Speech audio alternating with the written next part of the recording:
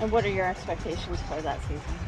My expectations are I come in healthy and I come in strong and I'm ready to compete.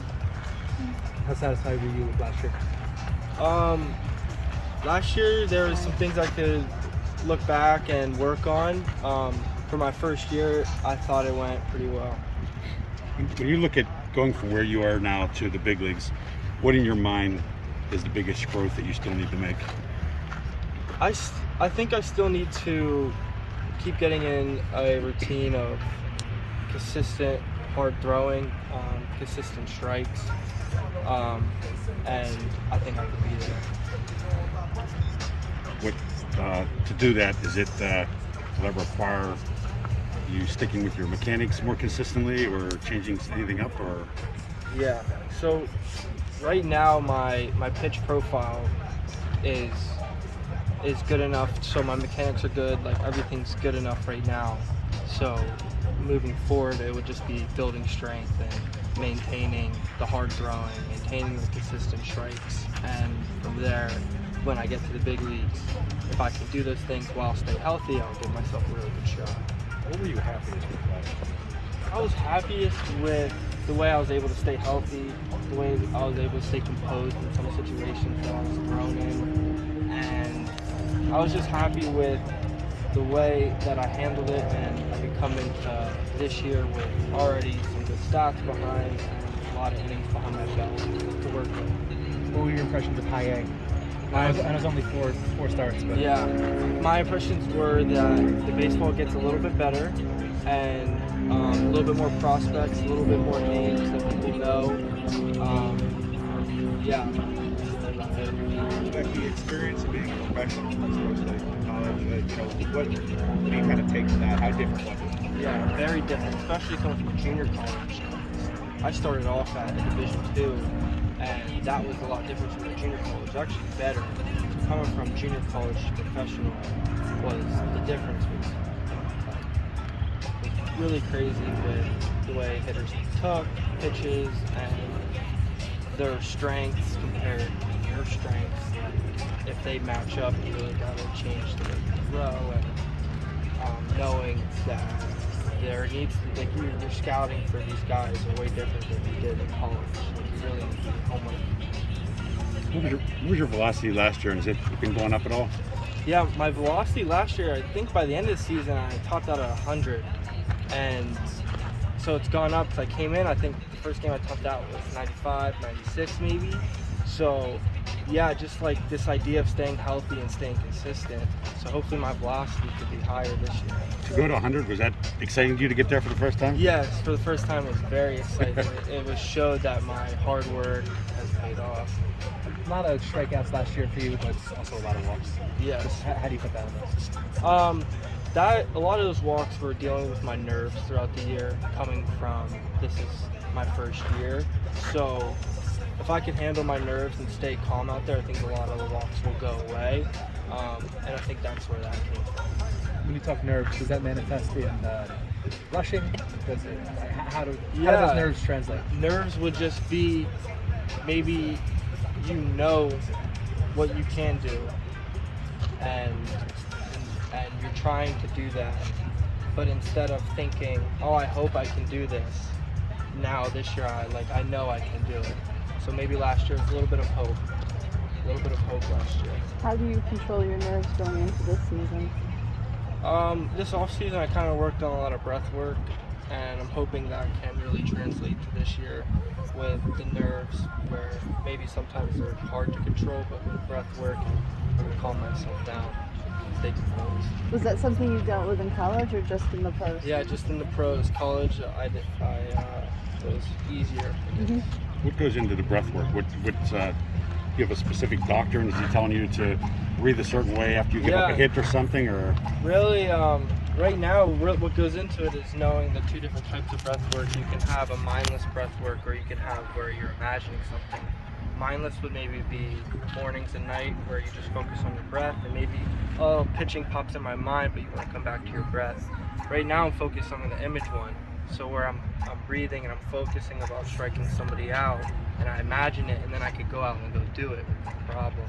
So that's what I'm working on. And last year I didn't have that. I was kind of I was just out there, just kind of trying to get by. How'd you get turned on to that? Did you find somebody help you with that? Just reading books, kind of deep diving into some books, and figuring out that this isn't new. A lot of guys do it. A lot of the highest paid athletes do it too. So kind of just realizing that and getting like a mentor like Russell Wilson on the football side of the mental game is huge. But I like the way he thinks about it. Hold on. Do you know Russell Wilson, or just read about what he does? Just read. Okay. He was here. He was here. A couple years. Oh my gosh, yeah, I remember. Yeah. Playing some infield. Did you do that because you would give up a hit or some runs and you would be messed up in your mind, you think? Yeah, I Remember an instance? I didn't reflect on the season till it ended, and once when I reflected, I realized what some of the games were a lot of nerve building, like alpha, like I can do this, stand up tall, but so I was really just reflecting on my last season, reflecting on game by game, and realizing. Sometimes one of the benefits of coming to the complex early is that you get to work with the major leaguers. You get to see what they do. How awkward or disappointing is that you're not in that situation this year? Yeah, definitely. I would look at that as that I'm on my own journey, so if I'm not able to talk to them, like that's okay with me, because I know I'm on the right path. This offseason I was lucky enough to work with some guys that played professionally, so that helped a lot. But Like right who? now, there is Blake. He plays with the Houston Astros. Okay. It was him, and it was cool to just see how he was like a 7-year, 6-year minor league guy, and just to see him make it and play back. What was it like playing with Anthony Volpe behind you a lot last It year? was cool. I was able to play with him in low A and high A. And, I actually, I've trained with him when he was like 13, 14 years old actually. So to be played with him, it's awesome knowing that he's behind you and he can make some solid plays. I was going to ask you about the solid plays. Just how good is he at shortstop? Yeah, he's really good. Yeah, I'm excited to see his career keep going, and hopefully I could follow right behind him. Where'd you train? I trained, so he played for a team called Go Wags River Cats, and it was Go Wags was out of Harrisburg, and I played for the Go Wags Heat. So yeah, he would come to Pennsylvania and train come over from New Jersey. What was he like at 13 years old? Oh my gosh, I thought he was like the greatest player ever. Super quick, like super fast, hitting home runs. I'm older than him, so he'd play our team and play with these big fields as a 12-year-old and fit right in. So that shows a lot. If he could do that at 12, he'll be able to compete at any level. At that age, you were thinking this might be develop into a big leaguer? And we all were thinking that. What about him? Yeah. Really? He was on Team USA and stuff growing up, which, I mean, if you just see a kid on Team USA at 12 years old, you're like, oh, kid's definitely going to be a big leaguer. But yeah, he showed it. He would show all the kids up. What's different about him now? Bigger. He's bigger and faster. That's the only difference. And I mean, he's in the minors, so you gotta work your way up. What was your biggest takeaway with Dominguez? Dominguez?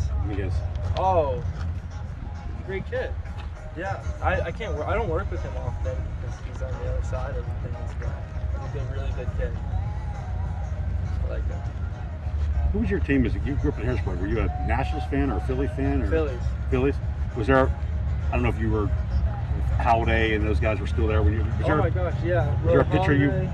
Well, I look up the guy who look up to is Roy Holiday. Mhm. Yeah, I grew up watching him, and yeah, I remember him, Bradley closing, Cliff Lee from the left side. I remember Charlie Morton changed his mechanics, the pattern after Holiday. When you were little, did you ever look at mechanics and try to do what he did because he had such great mechanics? Yeah, I was fortunate enough to have my role model growing up was my grandfather, and he always taught me to stay away from pitching and focus on shortstop, focus on a natural arm slot. So I actually didn't look up to anybody until I became a pitcher in 2018, basically. And then I looked up to Roy Holiday and tried to mimic his. But once when DeGrom took over, I just was like looking at him. So that's my one guy I look up to.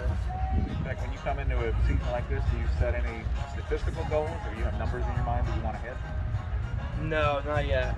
Yeah, no goals yet. So when did you start pitching? I threw my first couple games I pitched were my junior year. I threw about 9 innings. In my senior year, I threw about 20 innings.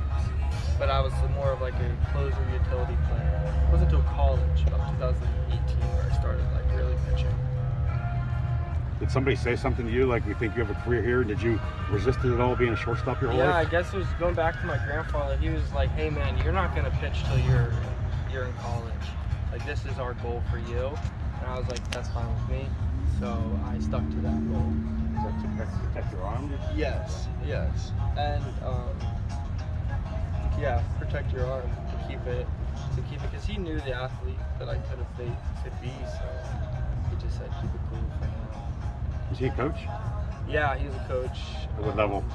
Well, he was a high school coach. He was played baseball, and then he got drafted to the war, and then came back, and then just coached locally there. Yeah. And he's still in Harrisburg? Oh, he passed away about 7 years now. Yeah. Yeah. So. Still in your mind though. Definitely. Thank you. Thank you very much. Nice to meet you. Appreciate it. Nice meeting you, Beck. Thank you.